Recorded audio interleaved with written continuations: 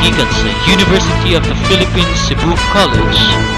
Kini ang DYNKE, di panalipod sa kahanginan, kauban si Christian Lora.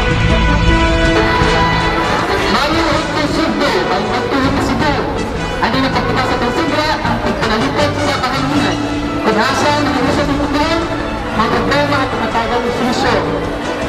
At ang gamitan natin sa pagtalakayan doon, at ang nangidaan ng mga nagunasa balita.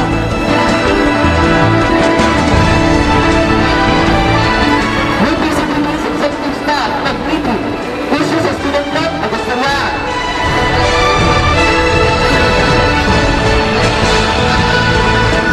Dugaan incumbent sa KR, wala kong doon sa Bloodless Mesa.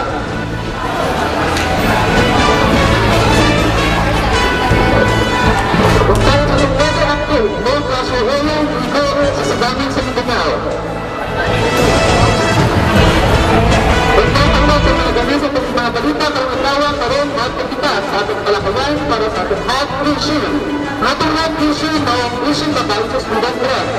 Kung karoon ito ganyan kita sa atong kalakawan karong atuna, ano nga karoon sa atong stasyon, ang mga representante kitan sa LTU. Sila mga pamilya sa pamilya student rights and welfare sa LTU. Makagsunan si Mr. Jitro Ginila na magkasaptahan ng Tenggulat sa LTU. Kung si Ms. April Dalit-Dimana ang kasaptahan ng Second Muwag sa LTU.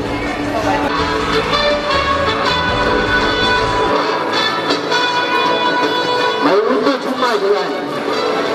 Welcome sa tuwang Sigla Utuna at pagpanalipod sa kami. Ugansa natin sa pusong susyante. So, ako na remember ganun, isa sa itong naguna sa itong mga balita, ang student rep ng issue. Diba? Kung nasa karoon, nag-meeting ng dun sa executive staff. Dahil sa student rep issue, baga, hindi na kanang issue na gilala ka rin sa itong mga estudantihan, pwede ba na inyo kami mahatagan ng kalinawan bayan na student rep ng issue. Una, bangta na ako sa nila about yung ginutsad na yes to student rep campaign. Unsa din ang issue na about, unsa din ang history ng itong issue.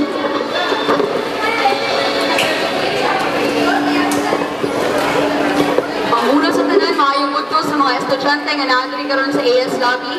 So bale, sumad pa sa una, sumad tong pagkatangtang sa student representative sa Execom, dugay na nagina-campaign sa nagkahiusang kusog sa estudyante nga ibalik ang student representative sulod sa Execom.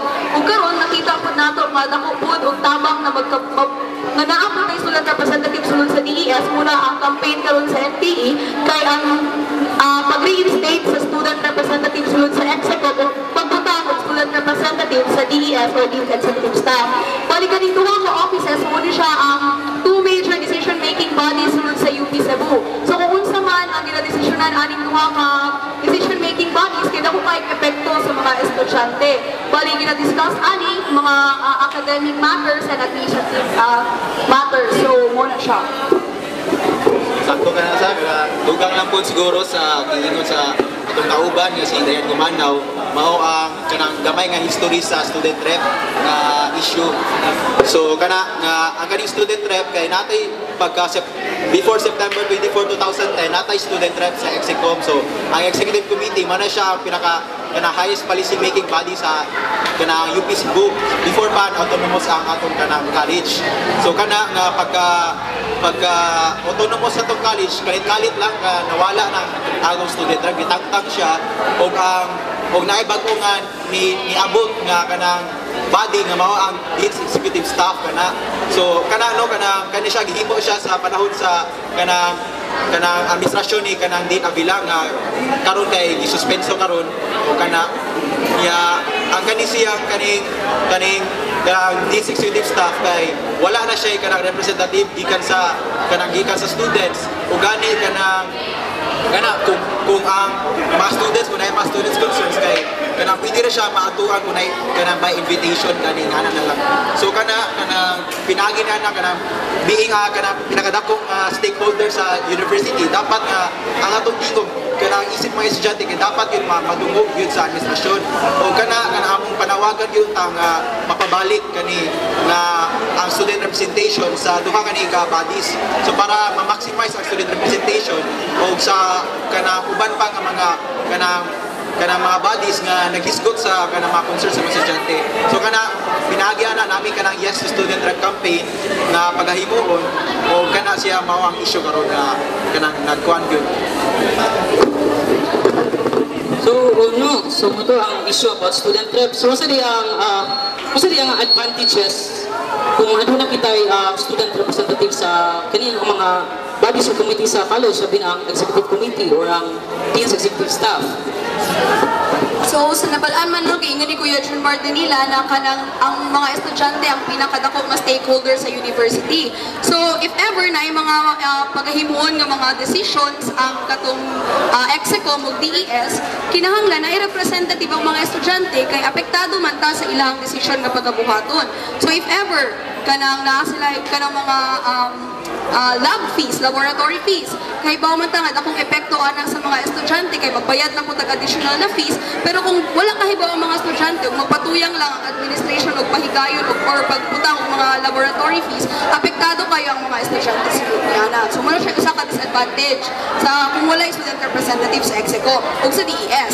Ug ang advantage po kung naatay representative sa EXECOM o sa DES kana kay ma-voice out ang mga concerns sa mga estudyante sa highest decision-making body sa UP Cebu. O kana, naagi genuine o maximum na representation sunod sa mga decision-making body sa UP Cebu. Dugang lang po no sa kanang mga advantages sa na student representation sa ani nga mga bodies. So sa pagbalik-tan-aw lang po sa atong mga nabuhat sa atong mga previous nga mga councilors or ang mga student rep before kay natangtang ang student presentation sa EXECO kay sa panahon ni kanang SC Chairperson Paulo Varela, di ba? Kana napa may representation nito ang mga students.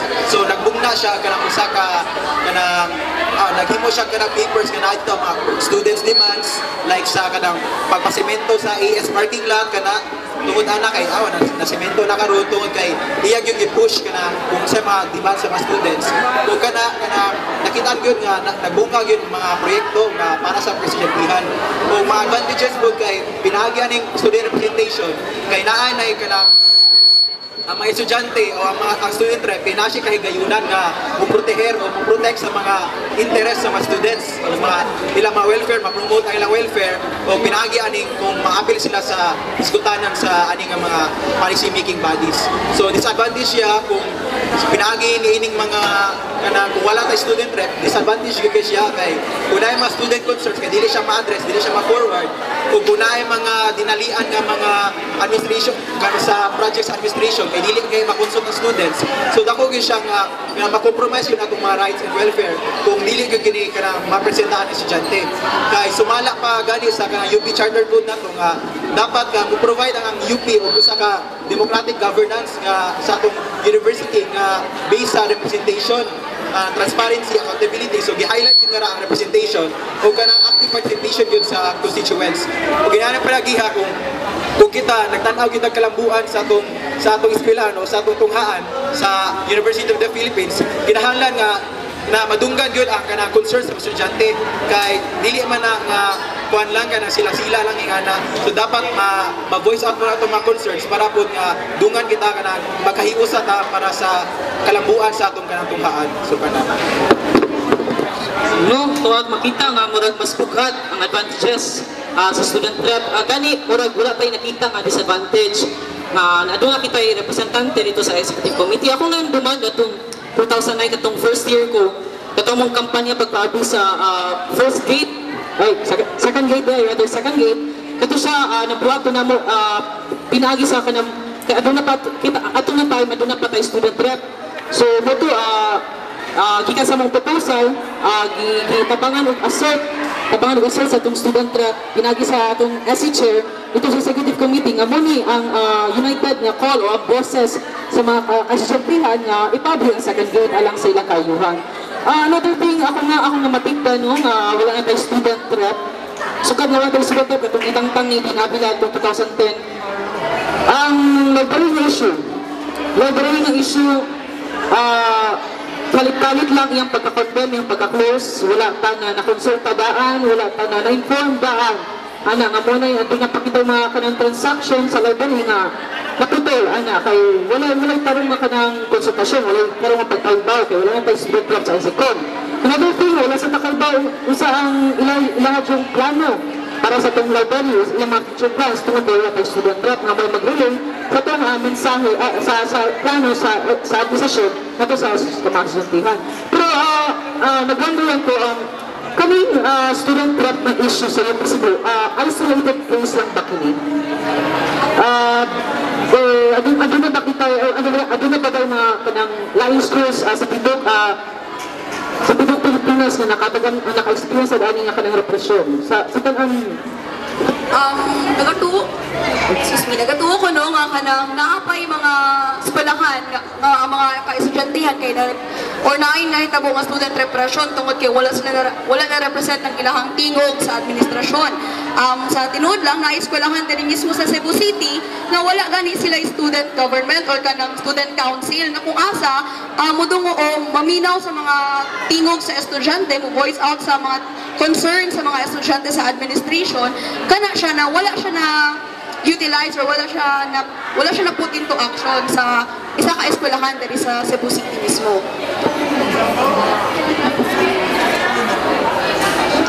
O isa pud dungag pud ingon sa ingunana ang educational, ang current na sistema sa edukasyon sa ato ang nasod kay repressive or fascist. So, ipa-explain pa na further sa akong kauban si Jumar. Sa ito makita nga repressive yun ang karakter sa itong education system karon kay kay kita nagtuon ta kay para mulambo ato pangunahuna, pero sa panahon gani nga kita kay mihiwan ng critical kay pugna na pud sa pag-develop sa atong munahuna niya makita ato nga repressive gyud ang atong educational system kay kung kita mo assert kita kay kung assert ta imbes nga dunggon ang atong mga concerns kay hinuon kay ilan na nang i-repress o gani napay mga suspension ing ana, so makita gyud nato nga dako gyud siya nga issue kanang student repression. So katulong mga kaigsunan ito na klaro nga ang student rep na issue sa UP Cebu dili lamang sa isolated case, so di lamang sa asinati lamang sa mga taga-UP Cebu kundi aduna pa kitay mga eskwelahan sa tibok nasod no nga naka-experience sa student repression aduna gani eskwelahan nga wala sila student council.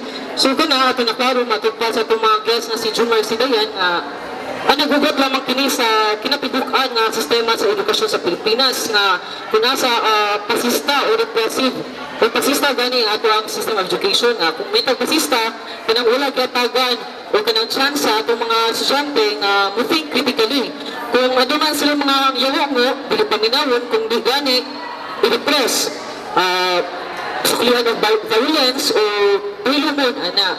So kani makita nato nga importante dyan ikaw siya na issue no? With respect to yung possible students o kanang mga estudyante sa tibok Pilipinas, usa ka itong mabuhat ani. Ano na ba kita'y nasugdan na mga aksyon para iduso ang student rep sa Execo? Sukad pa man itong natanggal ang ato ang student representative sa Execo katong sa panahon ni Dean Avila, wala na ni undang ang nagkahiusang kusog sa estudyante sa pagduso nga ibalik ang student representative sa Execo. Ug karon kita kay nagalabi na kita sa mga as a matter of fact before pa man nahimong si Dean Coro kay kanang katong during sa multi-sectoral assembly usa na gyud sa mga major points na atong gi-raise kay ang ma-reinstate ang student representative sa Execom. So kana nagapahigayon po tayong mga petition signing as a sign of support ug nagapangayo po tayong suporta sa atong mga ka-estudyanteng ug ato ang pagpasabot sa ilaha na kung unsa ka importante ang naay student representative sulod sa mga decision making bodies sulod sa university. Nasulti naman ni kanang kaubang Dayana kanang pahitungod sa atong mga kampanya sa pagpabalik sa student rep sa Execom o pagbutang og student rep sa DES nga naay voting power o nga makuha gyud ma-voice out gyud ang mga concerns. So kana natangtang ang student rep sa Execom tungod daw kay na-autonomous na daw ta. So kung autonomous na dapat mo forward ang atong university yun pero nahitabo kay murag ni backward da kay ang student rep kay gitangtang nga na. So kana nakitaan man nato ang kaning siyang palisiya nga pagtangtang sa student rep kay dili kini makiangayon o gani kana ang kanang din nga gahimo ana nga palisiya kay kana gani nga si Dean Avila na aus gani nato. So kana nakitaan gyud nato siya nga sayop, di ba? Nakitaan gyud siya nga sayop. So kana sa bag-o na nga din nga na nilingkod kay hinaot unta nga kanang ang katong iyang giingon nga kanang healing and kanang for the growth of our university kay mahitabo to siya pinaagi sa pagbalik sa student rep sa mga policy making body sa atong university o kana nga hinaot pa unta pud nga maaprobahan na ang kaning kanang student rep nga campaign o mapabalik na gyud para kana nga dili na mahitabo ang mga nangagi ug dili na mabalik pa ang mga kasaypanan nga atong kung magkatunta sa mga nasayop nga nabuhat sa kang Dean Avila sa una. So kana O karon dili na panahon para kitang tanan maghilom-hilom lang sa ani nga issue. Dili ta kinahanglan nga dili mo tingog og dili barogan kani nga issue. Kita kinahanglan na magkahiusa aron atong iduso ang atoang karapatan nga marepresentahan sa atoang university. Kanang dayan Junmar, since naghisgot man tanong ganina nga ang kaning student rep nga issue dili naman siya lokal nga issue. Hindi siya isolated case. Gani nasa mga line schools nga naka-experience o kanang repressive nga kanang policies. Ano lang pagbakatay kanang globe, dili sa global pero kanang dili lang local nga action gani. Ano na ba kitay national nga action na aron patukan kini mga repressive nga policies sa gigibato sa mga administrasyon sa mga estudyante. Naaman kita yung mga ginabuhat Kuya Christian ug wala ta nagaundang sa pagduso ni sa ato mga ginabuhat sa ato ang pakigpisog nga natay nationalist, scientific ug mass oriented nga education ug kana naapod tay mga organisasyon nga wala gyapon ni undang sa pagduso ug pakigbisog sa sa mga katungod sa mga kaestudyantehhan nga marepresentahan sa mga nagkalain-laing policy making body sulod sa ato ang mga universities ug colleges. So, daghang salamat Junmar Dayano. Napamoy ka nang ika-plug o i-announce atong mga listeners sa ato ang Sipya karong tuha. Napamoy ka nang i-announce so invite nga activities. so kana mag-invite mi kana mga activities na mo sa para sa sunod lang nga mga adlaw kanang karong January 15 kay naay pagahimuon nga multi-sectoral assembly nga kuan kana mahitabo ni siya alauna sa ES lobby ang multi-sectoral assembly kung may mga concerns kay pwede niyo mapangutana kung may ganahan i-forward nga mga projects nga na kay pwede niyo ma-suggest nga na. So January 15 na siya mahitabo multi-sectoral assembly akli pa po na siya kana di pa alternative class experience na siya. So kana January 18 ay January 16 kay 15 po sa buntagan na kay na Unity Walk ang Kabataan Party List nga gi-organize sa Kabataan Party List kana sa pagbatok sa cybercrime kana prevention law kana. So kana na Unity Walk alas 9 siya mahitabo sa Fuente. So kana daghan man pud kana mauban nato nga mga ka-estudyantehhan sa lalaing university. So paliw ka na kung makasalmot mo ka na salmot lang po kay dako po siya nga issue nga ang cybercrime nga hikawon taga-tungod para mo-express. So kana January 18 nag-organize sa nag-iusang kusog sa estudyante nga forum may tungod yapon sa cybercrime para mas mapalawman pa ang atong mapalawman pa ang discussion o mapalawman pa ang issue may tungod sa pagbatok na do sa cybercrime. Mahitabo na siya alauna sa ILC. So January 18 na siya kana Friday. So makaadto mo adto lang o kana dapat unta nga makahigayon mo og adto gyud kay dako gini siya nga issue para nato o para pod sa kaestudyantehhan. Og in relation to that, gihapon or kanang padayon gihapon ang ato ang pagpangayo og suporta gikan sa mga kaestudyantehhan, padayon gihapon ang ato ang signature campaign to reinstate student representative in the EXECOM and DES, and also on Tuesday, January 15 mo na siya ang Black Shirt Day against cybercrime prevention law. So sa makausap, January 15, pagkabuntag kay naata Unity Walk sa Fuente Osmeña alas 9 magsugod ug pagkahapon ang Multi-Sectoral Assembly alauna hangtod alas 4 diri sa AS Lobby. So atong balik ko nato no. Karon gipaygayon pagyapon padayon gyapon atong signature campaign para papalit sa student rep. Kung adunay mo approach ninyo nga tagaan KE nga nagdalag papel, palihog og basa sa petition o i-register yung mga signatures. January 15, Tuesday, Black Shirt Day. Again, January 15, Tuesday, Black Shirt Day. Batok sa cybercrime law. So kita nagkampanya o pag-jump sa cybercrime law. Kaya sa 15, January 15, diha magsugod ang oral arguments sa Supreme Court. Kaya pagka February 6, diha ma-expire ang suspension o ang temporary restraining order sa cybercrime law. So kung nag-expect na wala na daw cybercrime law, napang cybercrime law, pero na-expire na lang tayo kay February 6. So muna, January 15, Black Shirt Day.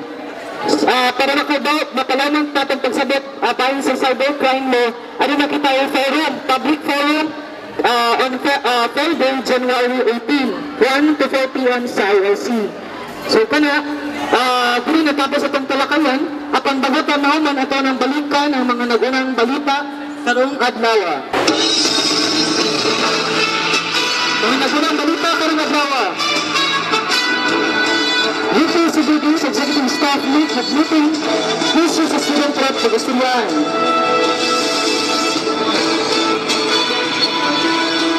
Diguan, mitandang sa Pulawali ang kangkuhan sa Fuente Osmeña. May batok sa sesyon ko kay Bandan.